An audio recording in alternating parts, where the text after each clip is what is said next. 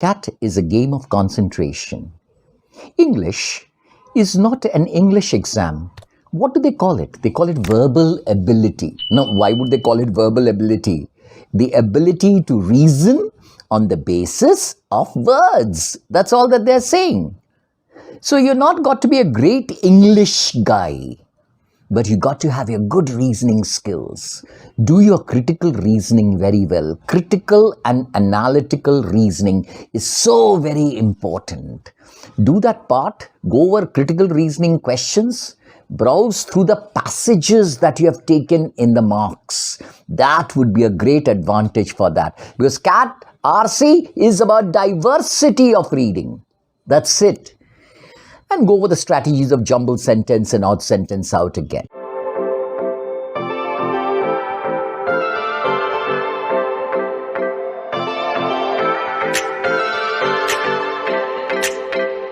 Let's finally come down to the VARC section. Now, when I look at the VARC section that is there, the first thing that I would like to talk about is yes, let's see. So let us talk about it. The VARC section. The VARC section is not an English section. It is a verbal reasoning section. So anybody who's got English hiccups saying that, oh, English is tough, words are difficult, out. CAT will give very simple words passages. They will not be too difficult. So all of you guys who got this vocabulary heartache can throw yourself into a comfortable position and say, I can take it. Next, point number 2. Out of 26 questions in CAT last year, 16 questions came from reading comprehension. Very clear? 70% of the paper is RC, reading comprehension. The same percentage will be there this time also. Suppose if there are 22 questions, then probably 14 questions will be there. Hypothetical, students, hypothetical. 14 questions will be there from reading comprehension, 8 questions from verbal ability. Those 14 questions are going to be a game changer for you. Those 8 questions are also very important. Now, the 8 VA questions will have 3 sections. That is, 3 types. Number 1, jumbled sentences. Number 2, odd sentence out. And number 3, summary questions. Out of these 3, 2 of those questions, that is jumbled sentence and odd sentence out, they are theta questions. Type in the answer. And the best part about theta is, there is no negative marking in that. Dear students, first wonderful hint. All theta questions to be attempted. That is, all the jumbled sentence questions and all the odd sentence out questions you have to attempt because there is no negative marking. Whatever comes in. Summary question will have negative marking. Now let us start off with RC. So you divide the time. 40 minutes, what's going to be a strategy? 40 minutes may, let us say 24 minutes you would give for reading comprehension. 16 minutes for the verbal ability section. 24 minutes, 16 minutes. Clear cut thing. I'll come to the strategy a little bit. And I hope, dear students, you're writing it down on a piece of paper, whatever I'm saying. You can, of course, play on this video as many times as possible, but still, remember that point. Now, you first scan all the passages and see, first thing that you do, scan. You're not going to do all the passages unless you're the best and you're getting a very good score, you're brilliant in that. Still, I'll advise. My point is, why? I need 15 questions I need to get correct. So if I get, out of those 8 questions, if I can get 4 of those theta and 2 or 1 of the summary, I've got 5. Then I just need 10 on the other side from reading comprehension. So wouldn't 3 passages be good enough for that? And suppose especially if a passage has got 5 questions, then 2 passages or 5 questions each could be good enough for that. See the number of questions and decide. Point number 2 that you need to take into consideration. Familiarity factor. CAT gives out passages, sociology, politics, economics, legal, science and technology, environmental stuff, whatever it is, doesn't make a difference. What you do is this. See the familiarity factor. Remember those mock CAT days? I was very good in environment thing. I was very good in the sociology passages. Psychology was something I loved to do those passages. Familiarity breeds speed. When you'll be reading, you will feel comfortable. Now, when you're reading, I know, dear students, you're taking coaching, either you're self-study student or you've taken coaching and your teachers would have told you the best of strategy. My simple factor is, from experience, what I've told my students and what has given results is a simple factor. Read the passage. Once you've selected 3 passages, we're going to spend 7 to 8 minutes per passage. Got it? 7 to 8 minutes. If you're a very weak student, you're going to do only 2 passages and you're going to spend 12 minutes per passage. You'll get your 85 percentile, man, very easily. And don't panic. Under no consideration should you panic with. So, what should be the strategy when you're reading the passage? Read. The passage is broken into paragraphs. They're not very lengthy, 600, 700 words. That's a max that is there. Go through it quickly. Every paragraph, there's a white sheet next to you. The moment you read it, read coherently. Pick every paragraph will have the central idea. The first paragraph lays the intention of the author, which direction he's taking. What is it? On the right side, there is a white sheet of paper. Note the main point. P1, this. P2, this. Key idea. Summarizing. That's very important. When you're reading this, it'll take 2-3 minutes. Don't rush in the reading process. That will result in rereading. Rereading is terrible. It's a crime. You should not do it because it breeds nervousness. Should not do that at all. Come to the end of the passage. There is a conclusion. You got an idea in your mind. You know, in CAT, the questions are moving on the right-hand side. So there'll be questions that will be coming up over there. When you see the questions that are there on the right-hand side, what you should do is this. Pick up those questions which are the total questions, total passage questions. What is the primary purpose of the passage? That is it. The style of the writing. Where is the passage taken from? Who do you think the author is? These are the style, the tone, the primary purpose. These are all total passage questions. So obviously if you have read the passage, it would be easier for you because it's fresh in your mind, the passage in its entirety, and then you can answer that question very well because you already know it. The very simple strategy. You've already got an idea. You look at the options that are there. I call this logic of elimination, which is more important than the logic of selection. You look at the options and you say, this cannot be, this cannot be. 2 options come in close and say, this can be. Reread those 2 options which you think are close. Check the verb. There'll be one distortion somewhere. Have a gut feeling? Mark. And if you're extremely confused, leave it. Leave it. 0 is greater than -1. Always remember that. Having done the total questions, then move to the direct questions. What are the direct questions? Which of the following with the writer, the typical question which has come in the last 3 years, which are there from a CAT 19 passage which I've got in front of me. It says contemporary internet shopping conjures a perfect storm of choice anxiety. When you read that on the net, you'll find this passage. Let us look at the type of questions that came in this. Which of the following hypothetical statements would add the least depth to the author's prediction of the fate of startups offering a few product options? What is the writer trying to say in this question? This is what I call the critical reasoning question. Least depth, that means supports the least. Remember, this part you should read very carefully. Least depth.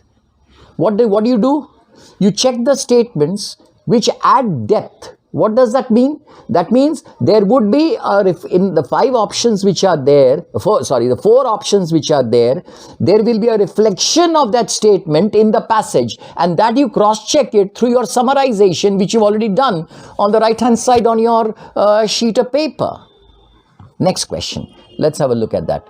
Which of the following best sums up the overall purpose of the examples of Casper and Glossier in the passage? Now, if you read the passage, you will see, when you read the passage, actually I know you'll do that after this, when you read the passage, you'll see that Casper and Glossier has appeared twice in the passage. One at the end of the paragraph, end of the passage, and one in the middle. So the answer option would combine both of them. And that is what you would do. But this was, again, a total passage question. Exactly. At the same time, it is not a primary purpose for the whole passage. It's a particular part. But the summarization into paragraphs would have helped you quickly locate that point. That, second paragraph and fourth paragraph. These are the 2 paragraphs which are going to be helpful. So these are some of the questions that are there. Also, for example, another question, all of the following, if true, would weaken the author's claim except. Can you see the type of questions that are there? Dosto, in the next 15 days, could you go over critical reasoning questions a little bit? Especially those questions which are there, whichever institute you are following, just go through the critical reasoning questions and specially go through the questions. You can see this is tallying with that particular question which says that, what is it saying? Which of the following would strengthen the author's view? Which of the following would weaken the author's view? That's exactly that question that is there. So CAT has moved directly into critical reasoning in the reading comprehension section. Please do that. Work out as many critical reasoning questions that you can, especially the ones that you've done before. You can do that.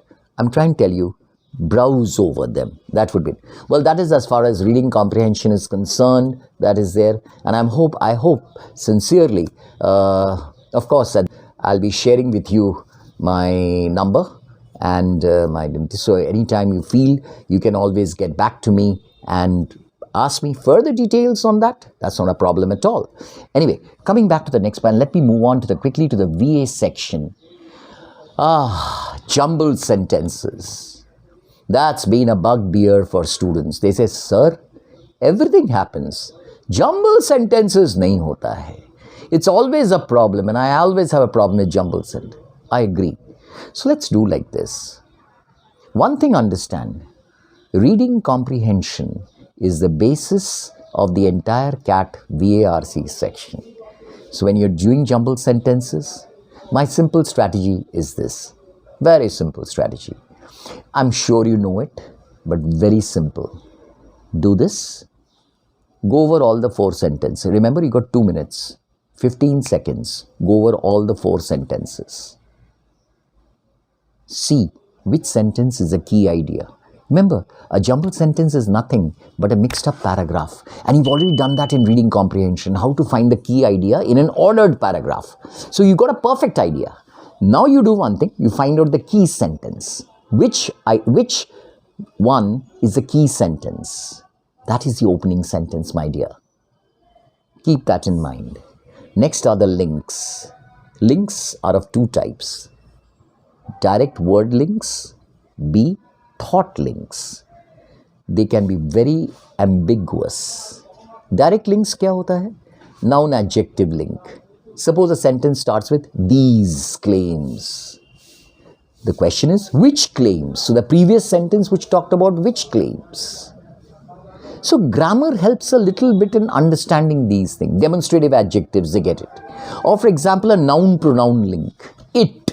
If a sentence is starting with it, or there's a it there, you would start thinking which noun is the antecedent for that pronoun it. Simple as that. Once you got that into consideration, it's great. You would be able to do that very well. Once you've done that and you've got these links, there are these thought links. The last is the concluding part. I've seen from experience, and you see from your past CAT mock CATs, Which of these where the first sentence and the last sentence has got mixed up? That is what you should do that. So what you should do is very simple, that after you've finished reading it, after you finish doing it, they can be pairs. So you have, suppose, A, B, C, D. So you got D, C. You know it's a fixed pair. The other is either is it AB or is it BA. Put it together, see the connectivity. And my final tip to you is what? Read the whole thing in the sequence that you have placed it. It's theta. Don't have to worry. So just then put it and read it. Does it sound like a coherent paragraph to you? Listen to your heart and your gut feeling. If it does, mark it or mark whichever is the closest to it. You don't have to worry. A word of caution. Don't spend too much time. It won't make any difference. What decision you have taken in 2 minutes will be the same decision which you do. And the more time you give to it, the more complications will come in. That's a trap you are falling into. Don't. Odd sentence out. The next question. That's a little easier. People say, but I all say cat is smarter than you. Please understand that. And they'll put the odd sentence out knowing that people will rush to it. They will make it a little bit tricky. That's it. The odd sentence out, the very simple strategy for the odd sentence out is, that is, do one thing. If any 2 sentences out of the 5 sentences come close, they cannot be an odd sentence because they are paired. Simple logic. Didn't anybody tell you that? Have you, once you've done that and you've separated someone, cat says one thing in the question. It says very clearly that when they give this odd sentence out, the 4 sentences that is there, it's 5 sentences related to a topic are given below. 4 of them can be put together to form a meaningful and coherent short paragraph. Identify the odd one out. So what you should do is also, I tell my students, arrange the other 4 into a jumbled sentence paragraph. It will become clearer that the one which you're marking it as odd, that will be there. Normally I've seen what makes a sentence an odd sentence out. I'll tell you what. The one that is there is same subject but different development of a thought process. Finally, I come to the summary question. And the summary question is, obviously we've done this in reading comprehension. You know it. Read it. Central idea, supporting idea. Leave out the ones which are, look at the options which must have the central idea, narrow them down. B, development of the central idea. Is there a distortion in the argument? Narrow it down. Second is, when close 2 choices are there, look for conciseness. Which one is expressed in a more concise manner, even if it seems to be very close and has all the ideas, but one has got a conciseness in the way that is taken into account. And you should be able to get through it. But one point, it's got a negative marking, So spend a little bit more time on that rather than the jumbled sentence and the odd sentence out. Friends, there's one thing you should do in the last 15 days in VARC, and that is, you know what? You should revise your paragraph completion questions. You would say, why sir, they'll not come in the exam. I know, my dears, but the point is, a paragraph completion question helps us to understand jumbled sentences and odd sentence out much better because you have understood how to conclude a paragraph. And don't forget to do some questions on the FIJ. FIJ, I've always told students, is a beautiful tool mechanism for CAT. It appeared once in CAT, but every year we make the students do FIJ. You know why? Because FIJ is a tool to do that. Facts, inference, and judgments. Well, friends, just one thing to tell you. As I conclude, I'll like to tell you one thing. CAT is not an Armageddon or something, a final battle or something like that. You're all good. Thank you so much for listening to me. I wish you the best of luck. Thank you.